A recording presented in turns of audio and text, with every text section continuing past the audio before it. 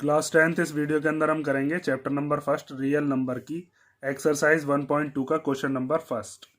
तो question number first में हमें दिया है prove that root 5 is irrational. हमें प्रूव करना है कि रूट 5 कैसा नंबर है, इरेशनल नंबर। तो एग्जाम्पल में जैसे हमने किया था, यहाँ पर रूट 2 और रूट 3 दिए थे, इसको हम रेशनल नंबर मान के चलते हैं, मीन्स गलत चीज मानकर चलते हैं, और फिर बाद में हम कॉन्ट्राडिक्शन मेथड से कहते हैं कि अरे हमने ये तो गलत मान लिया था, इसीलिए हमारा आंसर भी गलत आया है। तो रूट 5 जो है वो इरेशनल नंबर ही था, हमने गलती से रूट 5 को रेशनल मान लिया। कॉन्ट्राडिक्शन मेथड से ही इसको आप सॉल्व करोगे। तो प्रूफ के अंदर सबसे पहली चीज आपको यही लिखनी है कि हम कौन सा मेथड लगा रहे हैं, by using the contradiction method. और कॉन्ट्राडिक्शन मेथड के अंदर सबसे पहली चीज जो कि गलत मानी जाएगी वो ये कि हम एज्यूम कर लेंगे, let us assume if possible that root 5 is a rational number, that root 5 is a rational number. हमने रूट 5 को कैसा नंबर मान लिया है, रेशनल नंबर मान लिया है। तो रेशनल नंबर कैसे होते हैं, रेशनल नंबर वो होते हैं जिनकी पी अपॉन क्यू की फॉर्म हो सकती है। मैंने आपको इंट्रोडक्शन वाले पार्ट में ये चीज़ पूरी डिटेल में बताई है, रेशनल नंबर क्या होते हैं, इरेशनल नंबर क्या होते हैं, वहां पर आप इस चीज़ को चेक कर सकते हो। रेशनल नंबर ये चीज़ याद रखना पी अपॉन क्यू की फॉर्म में होते हैं, लेकिन क्यू की वैल्यू जीरो नहीं लेते। मीन्स ये जो डिनोमिनेटर में है इसको जीरो नहीं ले सकते, क्योंकि अगर ये जीरो ले लिया तो फिर आंसर आता है नॉट डिफाइंड। तो रूट 5 को हम लिख सकते हैं पी अपॉन क्यू। और पी अपॉन क्यू में ये पी और क्यू कैसे नंबर लेते हैं, हम यहाँ पर सिंपलेस्ट फॉर्म लेते हैं। सिंपलेस्ट फॉर्म मतलब अब हम अगर इनको काटना चाहें, सिंपल फॉर्म बनाना चाहें, तो ये बनेगी नहीं, क्योंकि इन दोनों का जो कॉमन फैक्टर है वो क्या बैठता है, 1। और जिनका कॉमन फैक्टर 1 बैठता हो उनको हम क्या कहते हैं, उनको हम कहते हैं को प्राइम नंबर्स। ठीक है, मतलब इनका जो कॉमन फैक्टर है, हाईएस्ट कॉमन फैक्टर, वो क्या है, 1। और हमने यहाँ पर क्यू की वैल्यू 0 नहीं ली है। ठीक है, यहाँ पर ये ऐसे नंबर हैं जैसे 5/7। तो 5 और 7 आपस में कैसे हैं, को प्राइम, क्योंकि इन दोनों को आप 1 के अलावा किसी भी नंबर से काट नहीं पाओगे, और काटोगे तब भी यही आएगा, पी अपॉन क्यू ही आएगा। ठीक है, तो मतलब यहाँ पर ऐसा कोई नंबर नहीं है जैसे आप ऐसे समझने लगो कि 20/24। जैसे इन दोनों का कॉमन फैक्टर हम देखते हैं तो 2 से भी कट जाएंगे, 4 से भी कट जाएंगे। तो कॉमन फैक्टर ऐसे नंबर लिए हैं यहाँ पर जो कि 1 वाले हैं। अब उसके बाद क्या करते थे हम, उसके बाद हम करते हैं स्क्वायरिंग बोथ साइड्स। दोनों साइड्स का क्या कर दो, स्क्वायर कर दो। तो इधर रूट 5 का स्क्वायर करेंगे और इधर पी अपॉन क्यू का भी होल स्क्वायर करेंगे। तो रूट से स्क्वायर कैंसिल हो जाएगा, तो क्या बचेगा, रूट 5 का स्क्वायर 5 हो जाएगा। या फिर कई बच्चे ऐसे समझते हैं कि रूट 5 का स्क्वायर करके रूट 25 आ गया, और 25 किसका रूट होता है, 5 का ही होता है। तो यहाँ पर आप लिख सकते हो ये 5 आ गया, इधर आ गया P square upon Q square. ठीक है, उसके बाद अब हम क्या काम करते हैं, इसके अंदर क्यू स्क्वायर को इधर ले जाते हैं, पी को इधर ले आते हैं। तो क्यू स्क्वायर इधर आ जाएगा और पी स्क्वायर के अपॉन में आ जाएगा 5, क्रॉस मल्टीप्लीकेशन से। ठीक है, अब यहाँ पर 5 पी स्क्वायर के डिवाइड में है, तो आप क्या लिख सकते हो कि पी स्क्वायर को कौन डिवाइड कर रहा है। यहाँ पर हम लिख सकते हैं P square is divisible by 5। और जब पी स्क्वायर को डिवाइड कर रहा है 5, तो पी को भी डिवाइड कर रहा होगा। Then p is also divisible by 5। ठीक है, मान लीजिए जैसे यहाँ पर पी स्क्वायर की जगह एक नंबर है 10, तो 10 के स्क्वायर को अगर 5 डिवाइड कर देता है, कर ही देगा, क्योंकि 10 का स्क्वायर कितना होता है, 100, कर देगा इसको डिवाइड।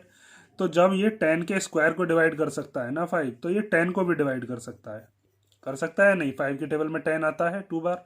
तो यही बात बस यहाँ पर लिखी गई है कि पी स्क्वायर को अगर 5 डिवाइड कर देगा तो पी को भी डिवाइड कर देगा 5। ठीक है, तो पी को डिवाइड करेगा तो कैसे लिख सकते हैं इसको, पी अपॉन 5, ऐसे लिख सकते हैं P upon 5। P is divisible by 5 है, क्योंकि इसके इक्वल टू में मान लेते हैं पी को 5 से डिवाइड करके कोई नंबर आएगा, और वो नंबर क्या मान लेते हैं हम, आर। कोई और भी नंबर आप मान सकते हो। ये 5 डिवाइड का इधर जाएगा मल्टीप्लाई में, तो पी की वैल्यू कितनी आ जाएगी, 5R। ठीक है, अब यहाँ पर हमने क्या काम किया है, इधर हमने ये चीज़ प्रूव कर दी कि पी को डिवाइड करने वाला नंबर क्या है, 5। अब आगे हम ये चीज़ प्रूव करेंगे क्यू को डिवाइड करने वाला नंबर भी क्या है, 5। अब एक तरफ तो हम कह रहे हैं कि पी और क्यू का कॉमन फैक्टर 1 है, और हम प्रूव क्या कर रहे हैं कि पी और क्यू का कॉमन फैक्टर क्या है, 5। तो ये दोनों बात एक दूसरे को कॉन्ट्राडिक्ट करती हैं, इसीलिए हम कह देंगे कि कॉन्ट्राडिक्शन इसलिए आया क्योंकि हमने माना ही गलत था कि √5 कैसा नंबर है, रेशनल। ठीक है, अब देखो आगे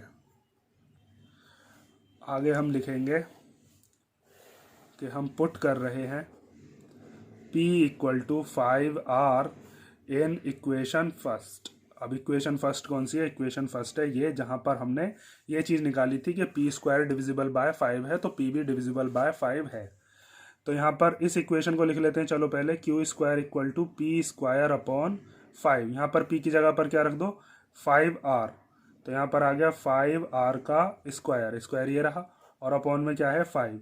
तो q² कितना आ जाएगा? 5 का स्क्वायर होता है 25, r का स्क्वायर होता है r², और अपॉन में क्या है? 5। तो 5 की 12 में 25 आता है 5 टाइम। तो q² कितना आ गया? 5r²।